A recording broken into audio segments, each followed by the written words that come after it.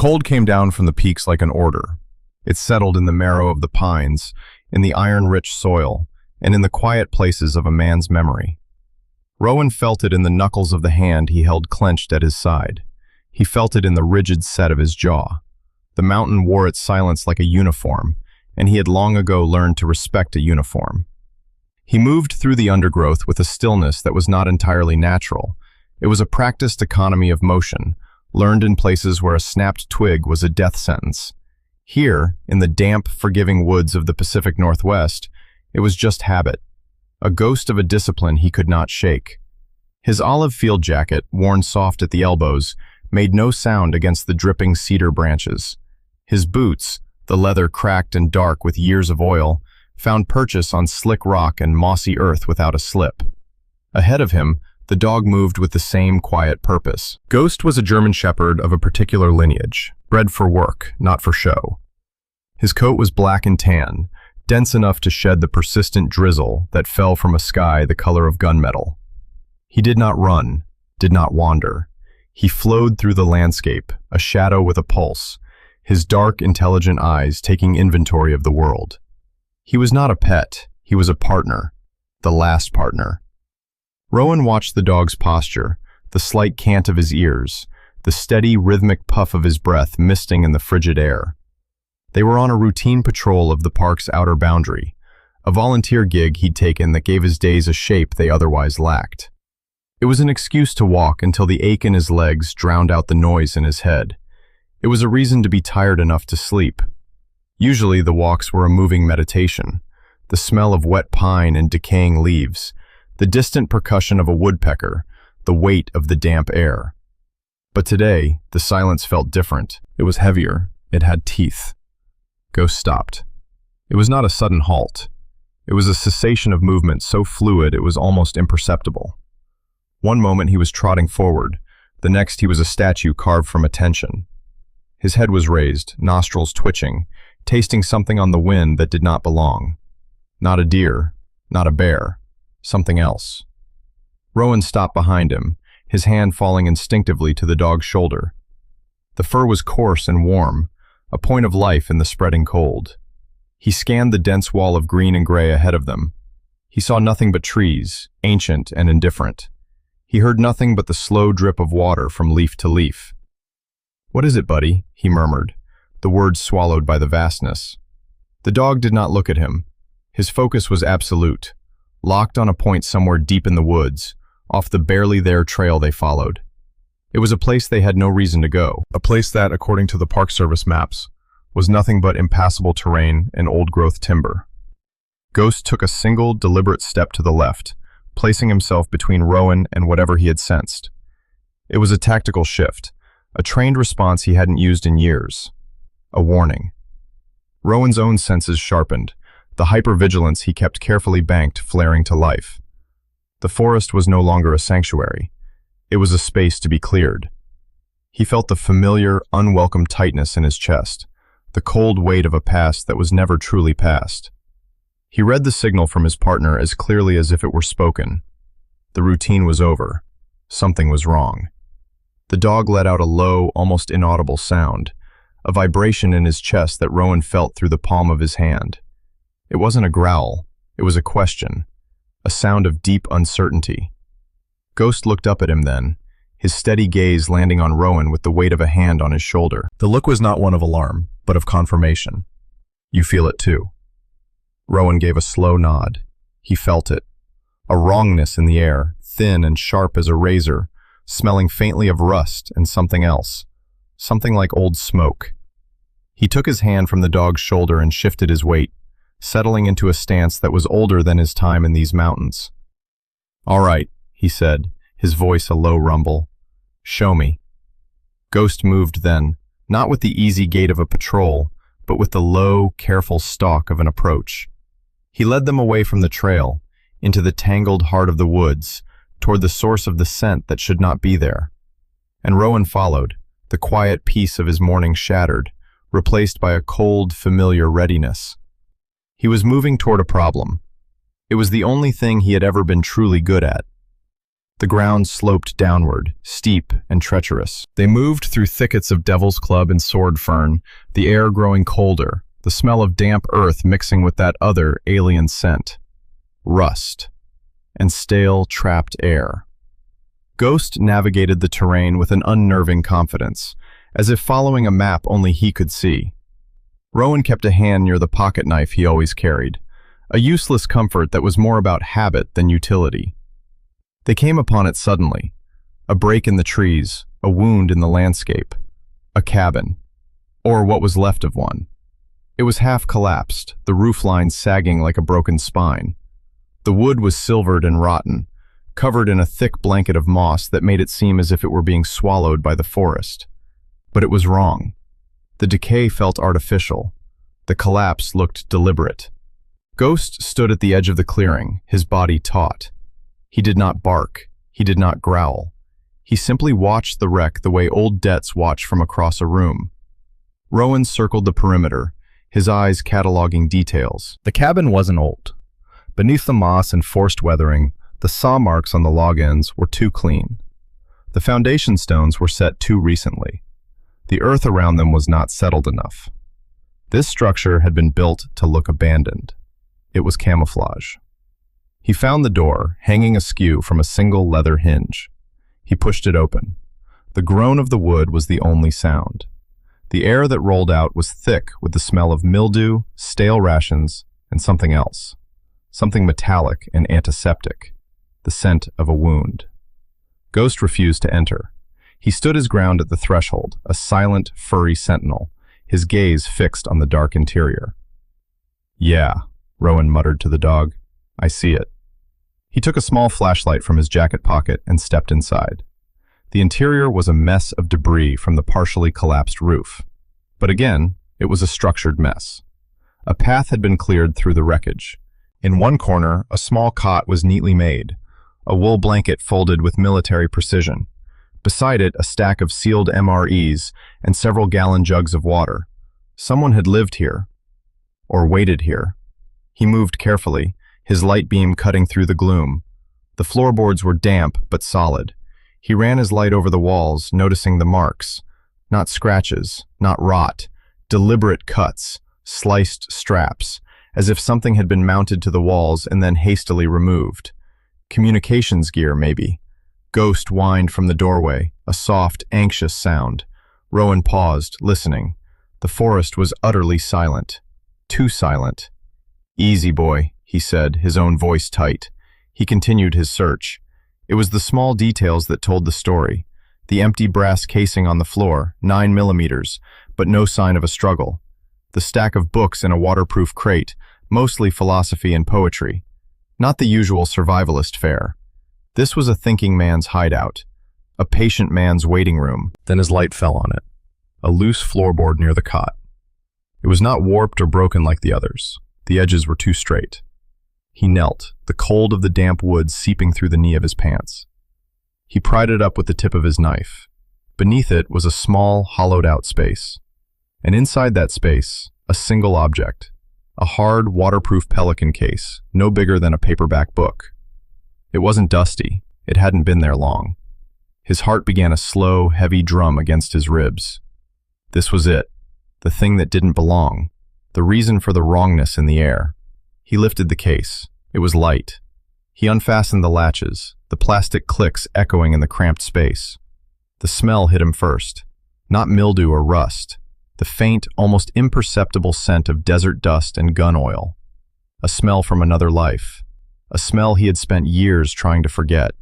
It was a sensory trigger, a key turning a lock he had fought to keep rusted shut. Suddenly, he wasn't in a damp cabin in Washington. He was in a cramped, sun-baked room in Kandahar, the air thick with the same smell. The taste of gritty sand was on his tongue. He heard the distant whine of a generator, the crackle of a radio, the low murmur of voices speaking Pashto outside a barred window.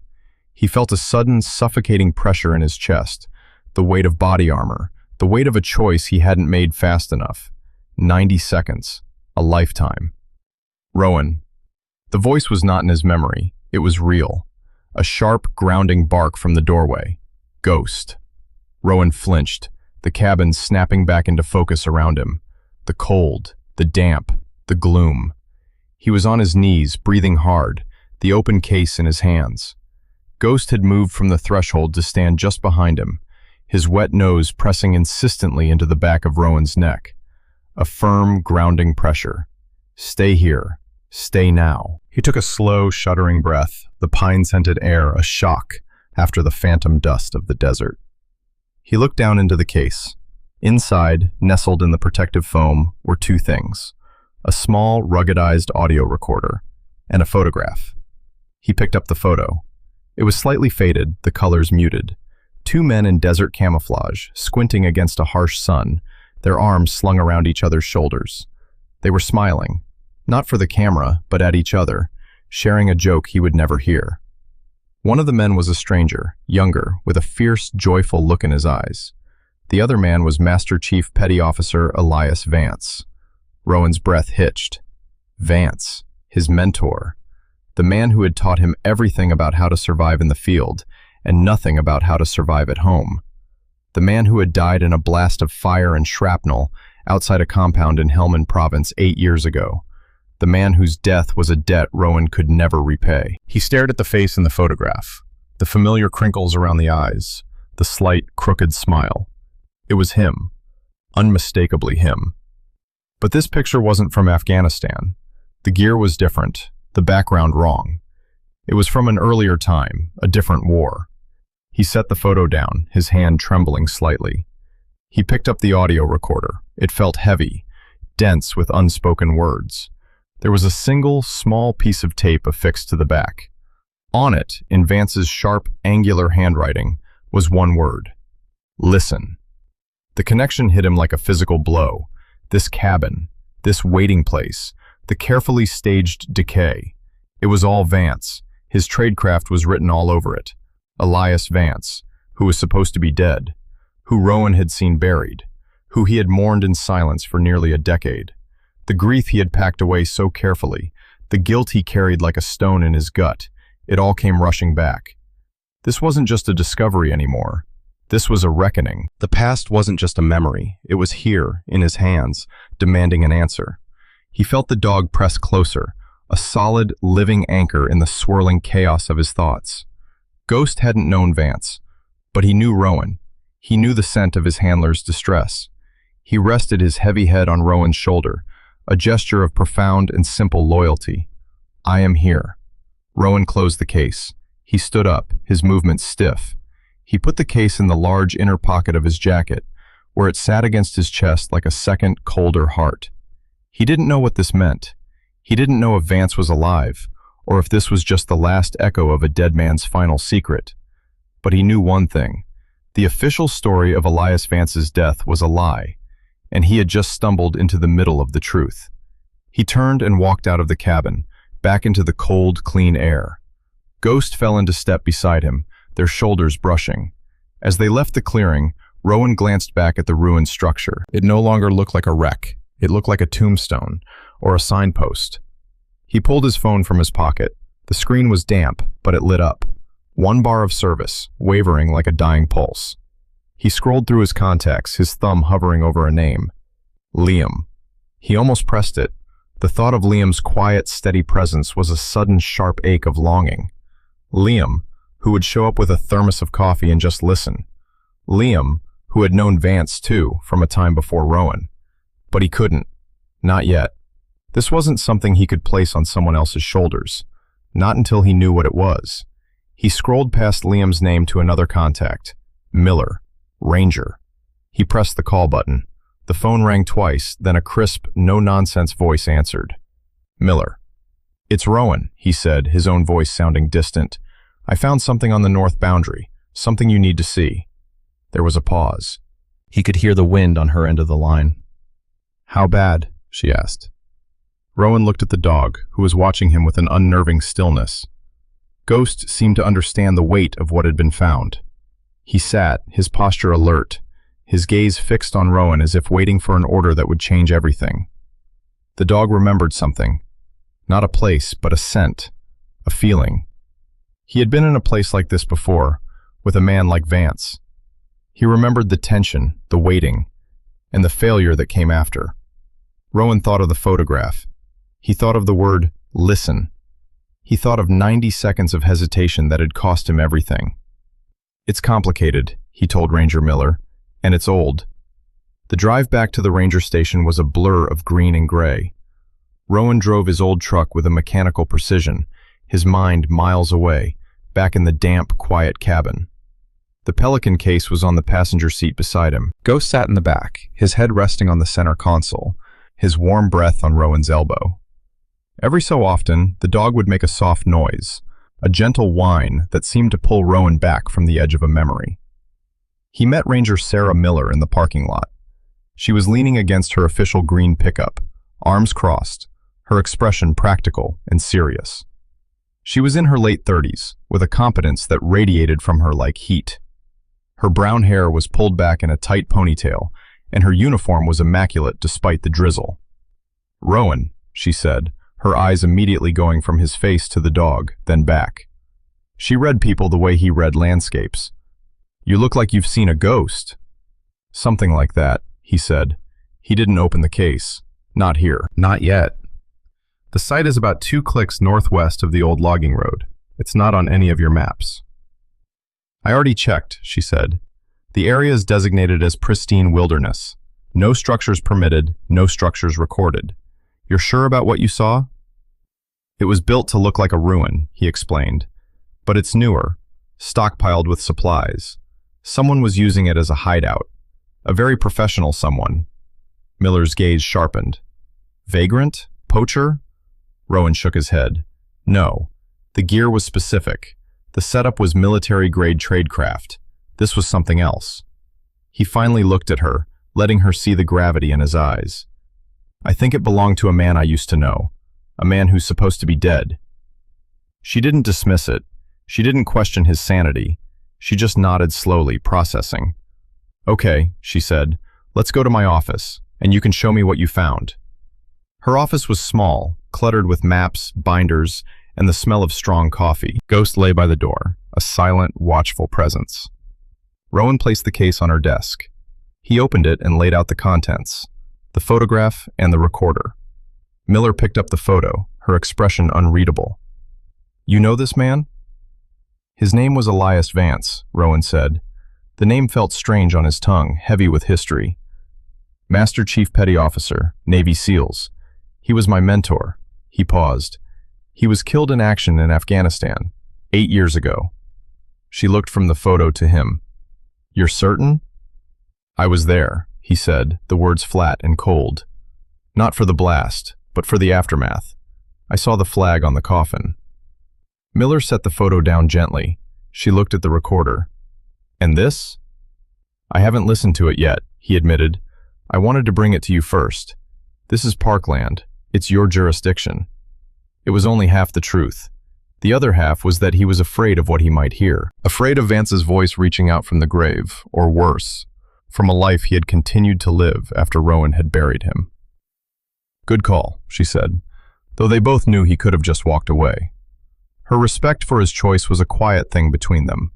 She looked at the recorder, then back at him. "This is way above my pay grade, Rowan. A secret cabin, military-grade supplies, a connection to a dead special operator. This has federal written all over it." "I know," he said, "but it starts here, on your land."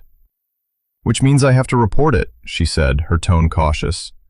"I have to call it in. The site will be sealed. They'll send a team." "I know," he repeated. He just wanted to understand. He needed to know that his guilt, the defining feature of his adult life, was built on a foundation of truth. Before Miller could make the call, a shadow fell across the office doorway. Rowan looked up. A man stood there, his frame filling the entrance. He was tall, with the same quiet stillness as Rowan, but his presence was different, warmer. He wore jeans and a faded flannel shirt, sawdust clinging to his worn leather belt. It was Liam. He held 2 steaming paper cups. He looked at Rowan, then at Miller, then at the open case on the desk. He didn't seem surprised, just present. "Heard your truck," Liam said, his voice a low, calm baritone. He held out one of the cups to Rowan. Figured you could use this. Black, 2 sugars, right? Rowan stared at him. He hadn't seen Liam in a week, but the man had an uncanny ability to show up precisely when the ground felt least steady under Rowan's feet. He remembered Rowan's coffee order from a single conversation 6 months ago. The simple act of being remembered felt like a physical shock. Yeah, Rowan managed to say, taking the cup. His fingers brushed against Liam's. The brief contact was warm, solid. It was an anchor. Thanks. Liam nodded, then offered the other cup to Miller. Ranger. Liam, she said, a hint of a smile touching her lips. To what do we owe the pleasure? Just delivering coffee, he said, but his eyes were on the photograph on the desk. He didn't move closer, didn't pry, but a flicker of recognition crossed his face, a deep sadness that he quickly masked. He looked at Rowan, a silent question in his gaze. Rowan gave a barely perceptible shake of his head. Not now. Liam understood. He simply nodded again, took a step back from the doorway, and leaned against the wall in the hallway, as if prepared to wait indefinitely. He didn't speak. He just stayed. The quiet, undemanding support was more comforting than any words of reassurance could ever be. He was a piece of home in the middle of a storm, a quiet companion who knew the weight of unspoken things. Miller watched the exchange, then her focus returned to the task at hand. She picked up her phone. I'm calling my supervisor, she said to Rowan. We do this by the book. It's the only way to protect the evidence. And you. Rowan nodded, wrapping his cold hands around the warm coffee cup. He watched her make the call, the quiet efficiency of her words. But his awareness was split. Part of him was here, in this office, at the start of something dangerous. The other part was in the hallway, anchored by the silent presence of a man who brought him coffee, who knew his past, and who had decided, without being asked, to stay.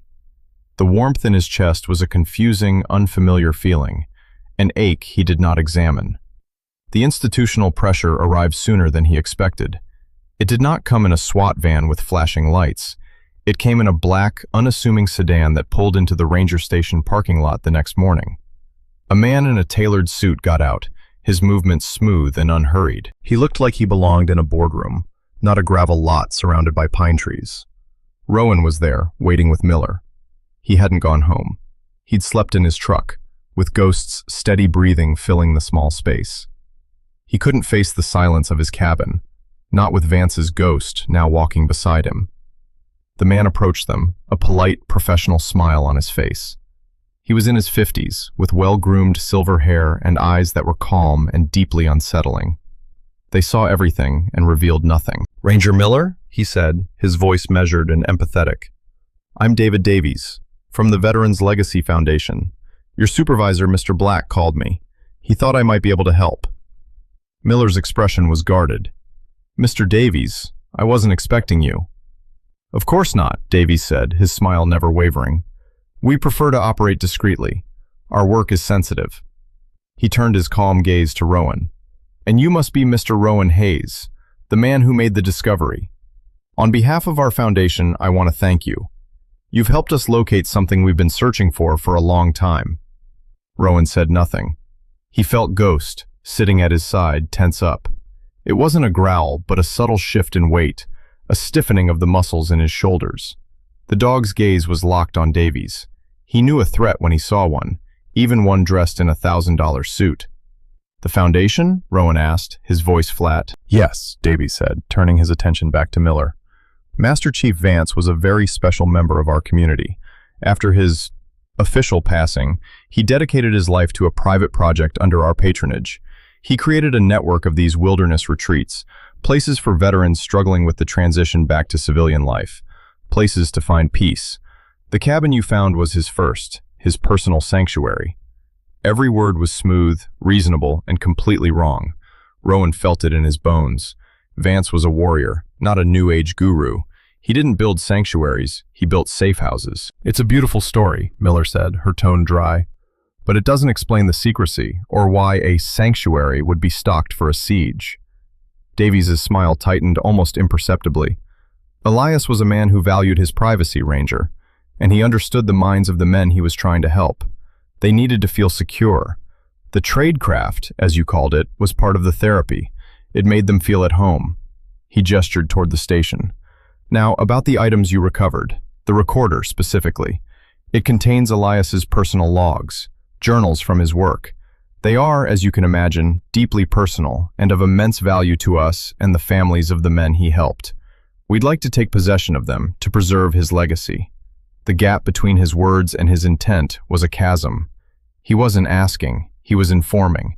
He spoke of legacy and privacy, but his eyes were cold with acquisition. He wanted the recorder. He wanted it buried. That's evidence in an ongoing investigation, Rowan said quietly. The words hung in the cold air. Davies turned his full attention to Rowan. The manufactured empathy fell away for a fraction of a second, revealing something hard and predatory beneath. An investigation into what exactly, Mr. Hayes? A decorated war hero building a private retreat on public land? The worst he's guilty of is trespassing. I assure you, my foundation has the resources and the relationships to make this entire issue disappear, for everyone's benefit. It was an implicit threat, wrapped in the language of help, legal, professional, personal. He was telling them that he controlled the narrative, that he had the power to crush them with bureaucracy and influence. This wasn't a random discovery. It was an organized, well-funded operation, and they had just kicked the hornet's nest. The recorder stays here, Miller said, her voice firm. It will be turned over to the proper authorities, not a private foundation. Davies held her gaze for a long moment. Then he smiled again, the politeness snapping back into place like a mask. Of course, Ranger. You must follow protocol. I understand completely. He reached into his jacket and produced a business card. When you and your superiors realize this is a simple matter of a veteran's privacy, please call me. We want to help you resolve this with minimal fuss. He handed the card to Miller. As he did, Ghost stood up. The dog didn't make a sound. He simply moved, placing his body between Rowan and Davies, his head low, his dark eyes fixed on the man. It was a clear, unambiguous statement. Do not come closer. Davies' eyes flickered to the dog, a brief spark of annoyance crossing his features. A well-trained animal, he said, his voice still smooth. Loyal, a wonderful quality. He looked back at Rowan, and his eyes were cold as frozen metal. But loyalty can be a liability, Mr. Hayes, especially when it's attached to a past that's best left buried. With a final polite nod, he turned and walked back to his sedan. He got in, and the car pulled away, its tires crunching softly on the gravel. It disappeared down the road, leaving nothing behind but the smell of exhaust and a profound sense of dread. Rowan put a hand on Ghost's head, the thick fur a comfort. The dog relaxed slightly but didn't take his eyes off the road where the car had vanished. Well, Miller said, staring at the business card in her hand. That was clarifying. He's not protecting a legacy, Rowan said. He's containing a threat, and that recorder is the detonator. They both knew the stakes had just been raised. This was no longer about a dead man's secret. It was about a powerful organization that would do anything to keep it. The system worked exactly as designed. The setback came not with a bang, but with a phone call and a piece of paper. The next day, Ranger Miller was grim-faced. My supervisor called, she said, her voice tight with frustration. I'm off the case. The site is being turned over, officially. To who? Rowan asked, though he already knew the answer. The Veterans Legacy Foundation, she said, the name tasting like ash. They produced documents, waivers, agreements, signed by Vance himself apparently, giving them full rights to his personal effects and projects. The county sheriff is enforcing it. They're sealing the site this afternoon. And the recorder? Miller wouldn't meet his eye. Confiscated.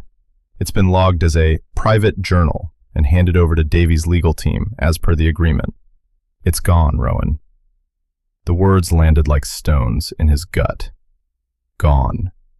Vance's last words, his truth, handed over to the very people he was likely hiding from. They had lost. The system, with its smooth-talking men and official-looking papers, had won. The pressure didn't stop there. An article appeared in the local online paper. It painted Rowan as a troubled veteran, a hero suffering from understandable but profound PTSD, who had stumbled upon the private sanctuary of a beloved mentor. It quoted an anonymous source from his old unit, hinting at instability and a tendency to See conspiracies where there are none. It was a quiet, professional assassination of his credibility. Davies was not just taking the evidence, he was salting the earth behind him. Rowan retreated. The defeat was a familiar taste, the same bitter flavor of failure he remembered from that dusty road in Helmand. He had failed Vance then, and he had failed him again. The guilt he had carried for 8 years resurfaced, a monstrous, suffocating wave. It pulled him under, back into the isolation he had mistaken for peace. He went back to his cabin, the small, quiet space that had once been a refuge and now felt like a prison. He didn't answer Miller's calls. He didn't respond to her texts. When he saw Liam's truck slow as it passed his driveway, he stepped back from the window, into the shadows. He pushed them away, pushed everyone away. This was his failure, his burden. He had no right to drag them down with him. He sat in his worn armchair, the silence of the cabin pressing in on him. He stared at the wall, but he saw the dust and sun of Afghanistan. He saw Vance, smiling at him before walking toward the compound. "Stay with the vehicle, Hayes. 90 seconds. He had obeyed. He had run his checks, a good soldier following orders. But what if Vance hadn't been giving an order? What if he had been offering a choice? And Rowan had chosen to hesitate. The wound, the one he had kept stitched together with solitude and routine, tore open.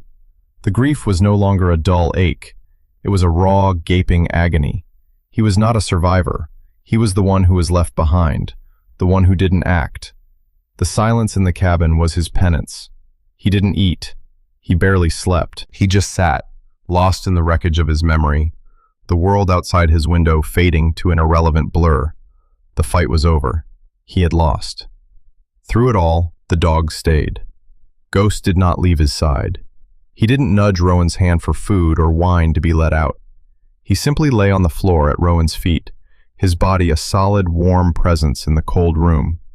When Rowan's anger and frustration boiled over, when he paced the floor like a caged animal, the dog just watched him, his dark eyes patient and unwavering. When Rowan finally collapsed back into the chair, hollowed out and empty, Ghost rested his heavy head on his knee. The dog did not react to his anger or his withdrawal. He did not judge his despair. He simply stayed, present, patient, unshakable. He was a silent testament to a loyalty that asked for nothing in return. He had been there in the field, and he was here now, in this different, quieter kind of war. Late on the second night, Rowan found himself staring at the dog. Ghost looked back, his gaze steady.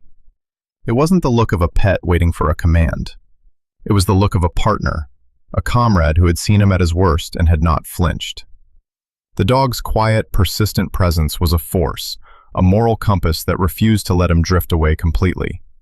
In his simple, resolute stillness, Ghost was communicating a profound truth. You are not alone in this room. That was the turning point. Not a surge of hope, but a simple, grounding realization.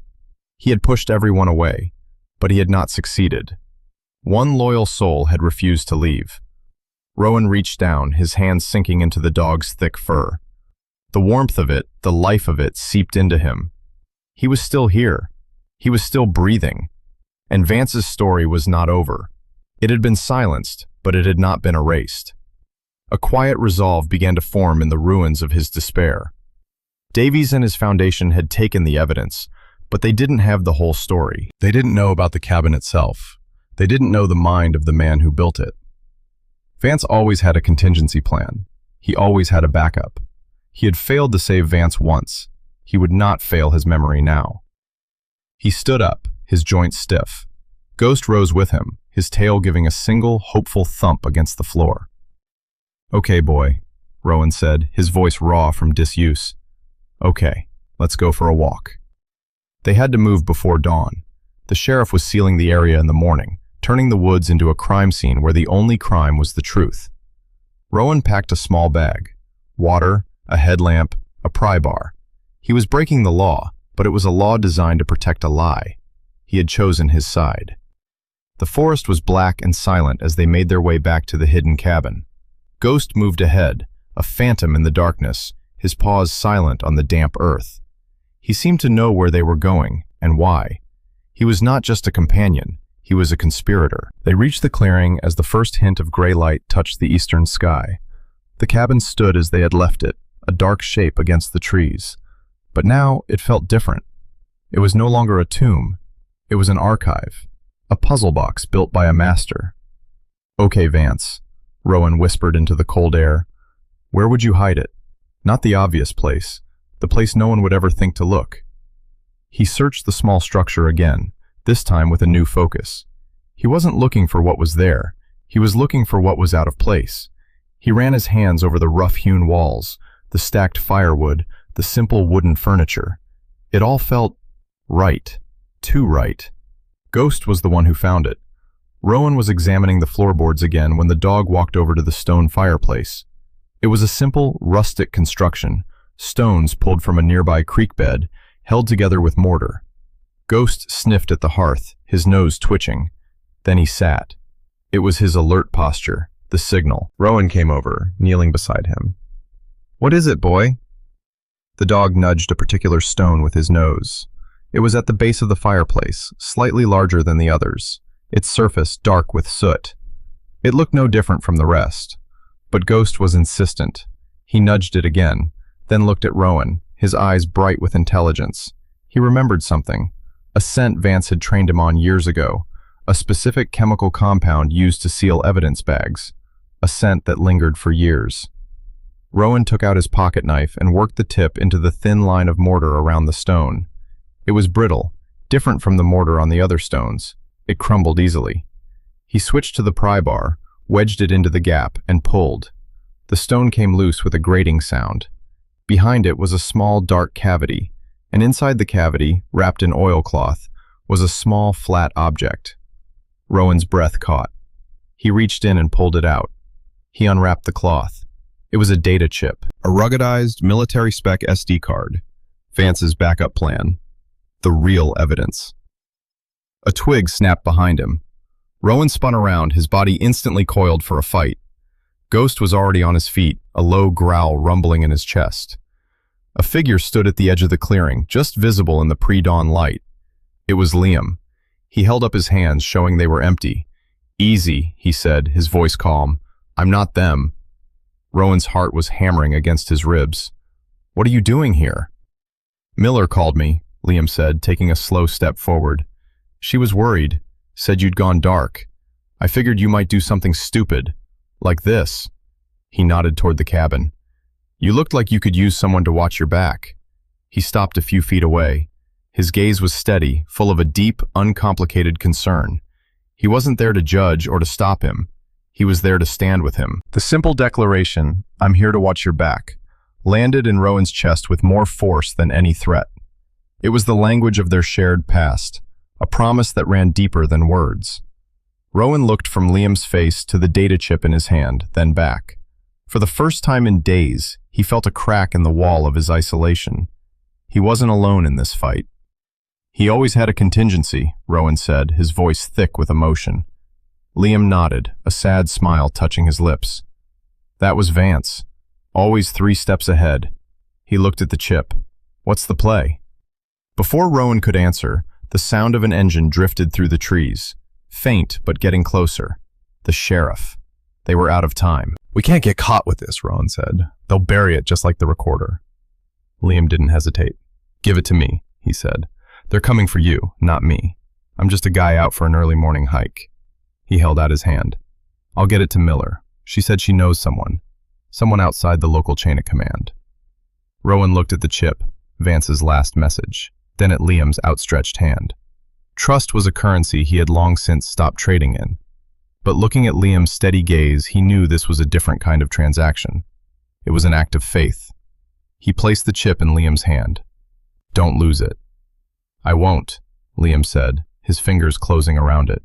He gave Rowan's shoulder a firm squeeze, a gesture of solidarity that said everything that didn't need to be spoken. "Now get out of here. Go home. Be the guy they think you are, the unstable vet. They won't look for you to make a smart move." The sound of the engine was closer now. Headlights cut through the trees. Rowan nodded. He gave Liam one last look, a look of gratitude too deep for words. Then he and Ghost melted back into the forest, leaving Liam to face the approaching dawn, a silent guardian holding the key to a dead man's truth. The community rallied in a way Rowan never would have anticipated. It wasn't a loud protest or a march on the sheriff's office. It was a quiet convergence, a web of trust spun in the face of institutional deceit.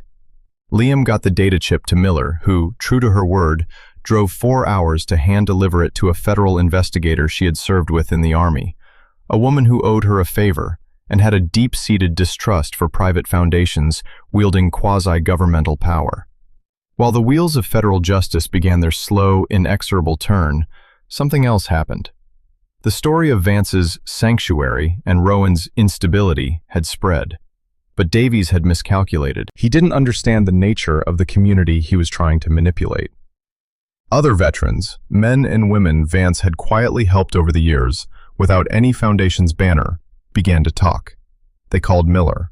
They stopped by Liam's workshop. They left messages for Rowan, who was now staying at Liam's small house on the edge of town, laying low. They told stories.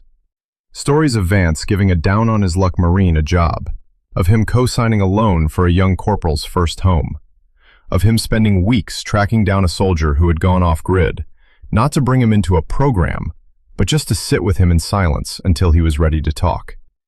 The picture they painted was not of a man building a corporate-funded therapy empire. It was of a man building a family, one broken soldier at a time. The data chip was the kill shot. It contained everything. Vance's audio logs detailed the entire scheme. The Veterans Legacy Foundation was a front for a massive land grab operation. They would identify struggling veterans who owned valuable rural land, offer them, quote, assistance, and trap them in a web of predatory loans and legal agreements disguised as help. When the vets defaulted, the foundation would seize the property for pennies on the dollar. Vance had been one of their targets. They had tried to recruit him, but he saw the rot immediately. He pretended to play along, all while gathering evidence against them. The man in the photograph with him was another victim, a rancher whose suicide was now cast in a sinister new light. Vance hadn't died in an IED. Davies had arranged the accident in Afghanistan to silence him when he got too close to exposing the entire operation. The exposure was not violent. It was methodical. The federal investigator used Vance's evidence to secure warrants. Bank records were seized. Davies was arrested at a charity gala, the handcuffs clicking shut around his wrists while cameras flashed. The politeness was gone, replaced by a flash of pure, reptilian fury before the mask of calm composure fell back into place. The system was exposed not by a single act of rebellion, but by the steady accumulation of truth, by the refusal of a scattered community to stay silent. A week later, things were quiet. The foundation was being dismantled by federal prosecutors. The news cycle had moved on. The world had not been transformed, but a small corner of it had been defended. A lie had been corrected. Rowan was on Liam's front porch, watching the sun set over the trees. Ghost was asleep at his feet, his paws twitching as he chased phantom rabbits in his dreams. He was finally at rest. Liam came out and sat in the chair next to him, setting 2 bottles of beer on the small table between them. For a long time, neither of them spoke. The silence was comfortable, easy. Miller called, Liam said finally. They're establishing a trust in Vance's name, for real this time, using the assets seized from the foundation. She wants to know if you'll be on the board. Rowan picked up his beer. The cold bottle felt good in his hand. A year ago, he would have said no. He would have run from the responsibility, from the connection to other people. I'll think about it, he said. It wasn't a no. It was a beginning. Liam nodded, accepting the answer. He looked out at the darkening woods. Vance would have been proud of you, you know, he said quietly. You didn't hesitate. The words landed, healing a wound Rowan had thought was fatal. He hadn't saved Vance's life, but he had saved his truth. He had stayed. He had finished the fight. Liam stood up to go inside. He paused and put a hand on Rowan's shoulder, a firm, grounding touch. The same touch he had used in the clearing, the same touch that had anchored him. Glad you're here, man, he said, his voice soft. Rowan looked up at him. In the fading light, he could see the deep sincerity in Liam's eyes, a warmth and a care that went beyond friendship, beyond their shared history. It was something quieter, deeper, a loyalty that didn't need a name. It was just there. Rowan felt a familiar ache in his chest, but this time it wasn't guilt. It was gratitude, a quiet, profound sense of being seen. He simply nodded, unable to speak. Liam gave his shoulder one last squeeze and went inside, leaving Rowan alone with his thoughts. The moment was an exhalation, relief, gratitude, something unnamed but deeply felt. The crisis was over. The immediate aftermath was a landscape of quiet accountability. Davies and his associates were facing a litany of federal charges. The Veterans Legacy Foundation was a ruin, its name synonymous with a particularly vile form of corruption. The change was real, but it was incremental, honest, and imperfect. The world was still full of predators, but one pack had been brought down. Rowan didn't leave. The urge to run, his oldest and most trusted instinct, had faded. It was replaced by something else, something quieter and more resilient, a sense of purpose. He sat on the board of the new trust established in Elias Vance's name. He didn't speak much in the meetings, but when he did, his words carried the weight of hard-earned experience. He helped Miller and Liam design a network that was the opposite of the foundation, small, decentralized, based on personal contact and mutual trust. It wasn't a program, it was a promise to have someone's back. He made a choice to remain, in the small town that had become his home, in the fight for the souls of men and women who had come back from war but hadn't yet come home, in his own life. He stopped running from the ghost of Elias Vance and started carrying his true legacy forward. He was still scarred, still haunted by the ghosts of his past, but he was no longer alone in the dark. He had chosen to stay broken in the company of others, and in that choice he found a fragile, unexpected strength. One evening, he sat on the porch of his own cabin. The porch Liam had fixed months ago, the boards solid and level beneath his feet. The air was cool and smelled of pine and damp earth. Ghost lay on the top step, completely at ease, not vigilant, not guarding, simply present, his head on his paws, his tail giving a lazy thump every so often. His work, for now, was done. He was a dog at rest, a partner who had seen his handler through the fire and into the quiet peace of the evening.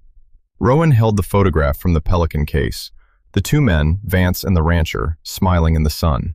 He had learned the other man's name, Sergeant Thomas Bell. His family now had the truth about his death. It wasn't closure, but it was a form of justice. Rowan finally understood what Vance had been fighting for. Not just land, but dignity. The right to a life after the war, free from the predators who saw vulnerability as an opportunity. He heard the crunch of tires on his gravel driveway. Liam's old truck pulled up. He got out, holding 2 steaming mugs. He walked up the steps, handed one to Rowan, and sat in the empty chair beside him without a word. They sat in comfortable silence, watching the stars begin to appear in the deep blue sky. The quiet companionship was an anchor, a testament to a loyalty that didn't need to be spoken to be understood. We are all, in our own lives, carrying something, a memory, a grief, a guilt from a moment we believe we failed. We build walls of solitude and routine to manage the weight of it, believing we must carry it alone. But God does not ask us to bear our burdens in isolation. He sends us guides in the most unexpected forms. A loyal animal whose silent presence is a constant prayer.